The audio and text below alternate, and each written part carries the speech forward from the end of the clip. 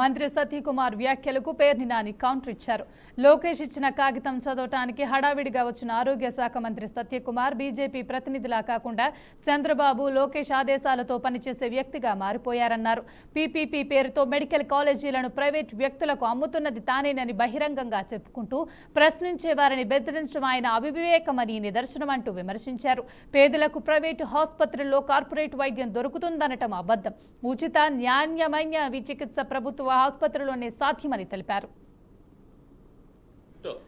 పుడుకుంటే లోకేష్ కర్రోడ్ ఇచ్చుకున్న 4 బాది లెగరా బాబు జగన్మోహన్ రెడ్డి మన కొంప కూలుస్తుంటే మేమేదో కాలేజీల మీద వ్యాపారం చేసుకుందాం అనుకుంటే జగన్మోహన్ రెడ్డి రచ్చరచ్చ చేస్తున్నాడు. నీకు మంత్రి ఇచ్చాం, సంపాదించుకుంటాక అవకాశం ఇచ్చాం, లేనని 4 బాది తరిగితే అడావుడిగా నిద్రటోంచి లేచి వచ్చి మన లోకేష్ ఇచ్చిన కాగితం గబగబా చదివేసి డాంబికాలు పోతున్నాడు. ఏమంటాడు? జగన్మోహన్ రెడ్డి గారు గవర్నర్ని కలిసి ఇచ్చాడు. రేపు మా ప్రభుత్వం వచ్చాక ఎవడైతే పీపీపీ విధానంలో ప్రైవేట్ వ్యక్తులు మెడికల్ కాలేజీలని లీజు పేరుతో కొనుక్కుంటారో, 66 ఏళ్ల లీజు పేరుతో కొనుక్కుంటారో వాళ్ళందరినీ జైల్లో వేస్తా అన్నాడు అని చెప్పాడు. ఆయన మాట్లాడతాడు, జగన్మోహన్ రెడ్డి నీకు చేతనైతే మోడీని జైల్లో, నీకు చేతనైతే అమిత్ షాని జైల్లో, నీకు దమ్ముంటే నేను ఈ మెడికల్ కాలేజీలని పీపీపీ పేరుతో అమ్ముతున్నది నేనే, ఈ విధానం తీసుకొచ్చింది నేనే, సంతకం పెట్టింది నేనే, నీకు చేతనైతే నన్ను అరెస్ట్ చేయమని చెప్తున్నాడు.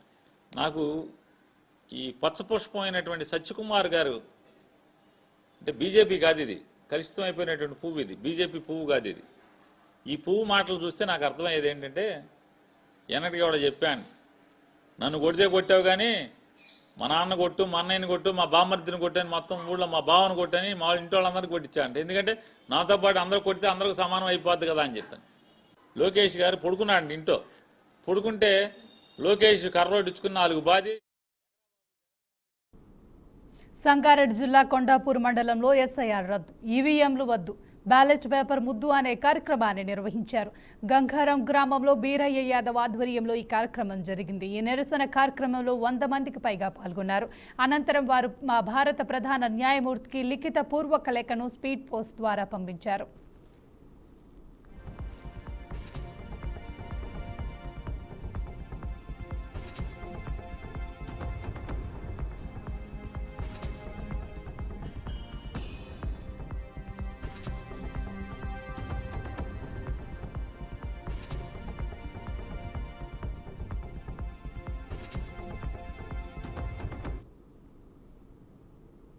కర్నూలు జిల్లా ఎమ్ముగనూరులో మానవత్వమే మతంలా క్రిస్మస్ వేడుకలు జరిగాయి. ప్రముఖ సామాజికవేత్త మల్లెల గ్రూప్ అధినేత మల్లెల రాజు అతడి కుటుంబ సభ్యులకు ఆధ్వర్యంలో ఈ సేవా కార్యక్రమాన్ని అత్యంత వైభవంగా చేపట్టారు. వికలాంగులు, అనాథలు, వృద్ధులకు నిత్యావసర సరుకుల పంపిణీతో పాటు నూతన వస్త్రాలను అందజేశారు. దేవుని ఆశీస్సులతో గత 2 దశాబ్దాలుగా ఈ సేవా యజ్ఞాన్ని కొనసాగిస్తున్నామని మల్లెల ఆల్ఫ్రెడ్ రాజు చెప్పారు. పేదవారి ముఖాల్లో చిరునవ్వు చూడటమే తమకు అసలైన పండుగ అని ఆయన అన్నారు.